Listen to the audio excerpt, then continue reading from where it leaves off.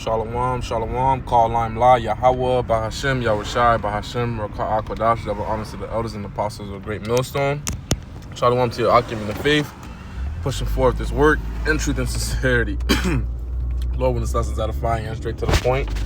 Yesterday's lesson, I harped on speech, thinking before you speak, things that we ought to be speaking, how to speak, just the art of speaking.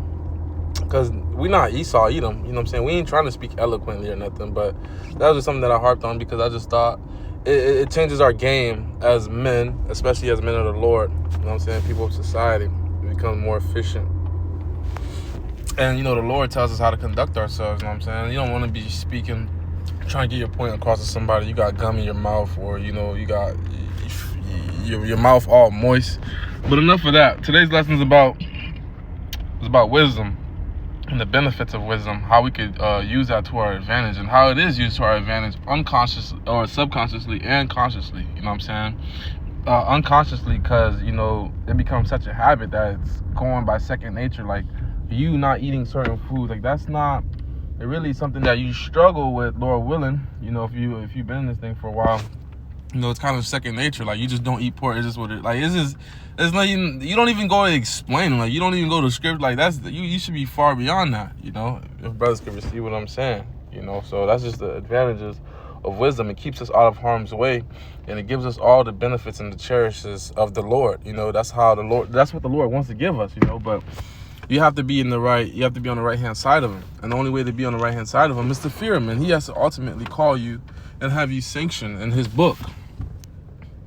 Proverbs 19:8, it reads, He that getteth wisdom loveth his own soul. That's right. You care about yourself. If you care about wisdom, you care about that. That's self-love, man. People talk about self-love and they go get a BBL, or they go get a plate of crabs, shrimp, and lobster.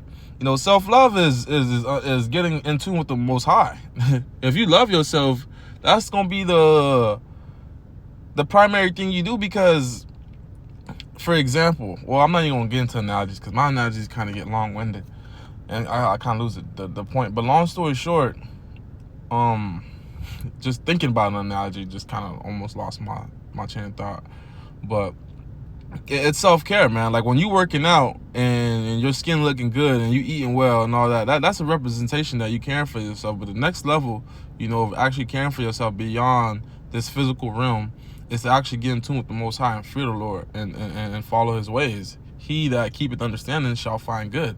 So after you get this knowledge, wisdom, and understanding, and you come into terms that this is what you're a part of and this is the business, good follows wisdom.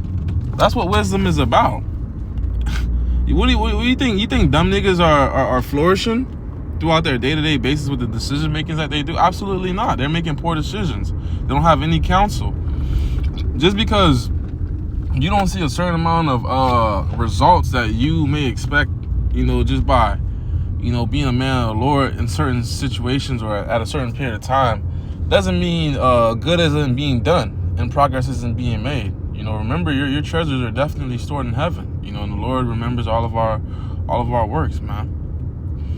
Psalms 111 and 10, it reads, The fear of the Lord is the beginning of wisdom. All those who practice it have good understanding. His praises endure forever. That's right, man. His glory, it endures forever.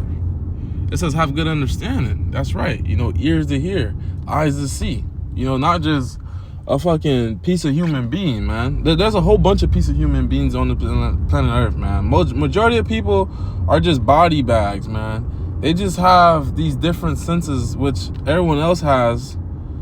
So we all look like we're on the same playing field, but in reality, man, it's only this is the true elitism. The men of the Lord that have the knowledge, wisdom, understanding in that, because the left-hand side has this knowledge, wisdom, understanding as well. Let's not forget what the scriptures say, how they search the deep understanding and so on and so forth. But this is what the elites are, man. Those who have the knowledge, wisdom, understanding, and who practice it and who are in tune with the Lord, man. Can't no Edomite be in tune with the Lord. The Lord ain't dealing with that. Ecclesiastes 8:1, who is as a wise man? Who knoweth the interpretation of a thing?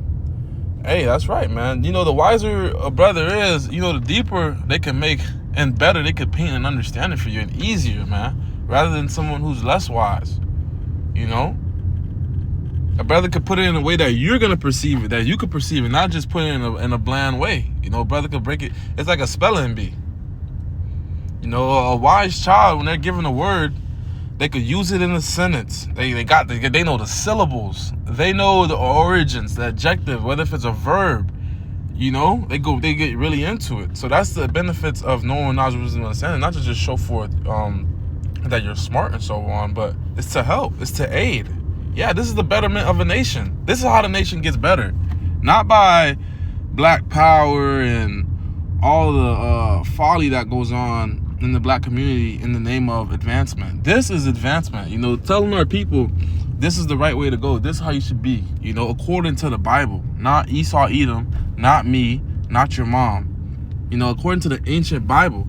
And that's why everything's out of course at this very point in moment, because there's no biblical structure upon this side of planet Earth. Hell nah. I don't know what's going on the other side of the planet Earth. I'm not sure if it's a lot. I'm sure it's more structured. But of course, because Esau, Edom, he runs the whole world, so therefore everything's out of course. You know, you're going to be doing something in another nation, even though you don't practice that. But because you pay or under sanctions under Esau, Edom, you're going to be doing some sort of kind of their behavior. You're going to copy their mechanism for whatever reason, however that shit works out. You know, y'all might have citizenship relationship where different, you know, citizens can travel to and fro under visa agreements and whatnot, and they might be bleeding their culture, you know, bringing, because they drink alcohol and smoke weed. Now you gotta what's the word? Not attend. Now you gotta cater to that. You know, you in a Muslim country like Dubai, I believe you can't drink in public, which we know drinking alcohol ain't going off or whatnot. But you can't drink in public, but you can buy alcohol. So it's like, I don't know but they don't drink in their culture. Like, alcohol is illegal. So it's like, y'all catering to some people because y'all want tourism, but, you know, that's still not y'all way. So they trimming their ways, you know, for mankind. Well, with that, Lord willing, lessons edifying, straight to the point. You know, wisdom, there's really nothing better than like it, because it helps our next step even better. You don't just take the next step. You take the next step knowing everything that's in front of it, all around it. You know, it's almost like having ChatGPT, especially when you have brothers around, because it really, two minds is better than one, so it really gets, you know, forged. Iron sharpeneth iron. Shalom.